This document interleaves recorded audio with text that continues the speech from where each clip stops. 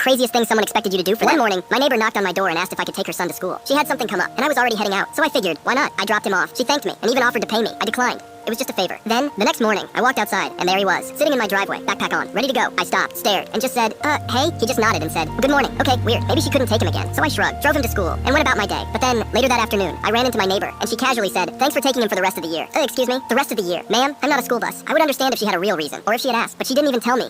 She just assigned me this job like I was an unpaid Uber driver. Absolutely not. The next morning, I walked outside, and guess what? He was already waiting in the driveway. At this point, I was done. I walked up to him, shook my head, and said, come on, he sighed, grabbed his backpack, and followed me right back to his front door. I knocked. His mom opened it, and immediately started freaking out. What are you doing? You're supposed to take him. Ma'am, who said that? She went off about how I was being selfish and how I was ruining her schedule. She actually had the audacity to say, you can't just abandon him like this. Abandon him? He's your son. I tried to stay calm, but then her own son turned to her and said, Mom, why are you so lazy? She gasped like he had just exposed her deepest secret. She pointed at him, pointed at me, opened her mouth, and then just slammed the door. And the next morning, when I walked outside, her son was waiting for the bus, like a normal person. And guess what? She hasn't spoken to me since.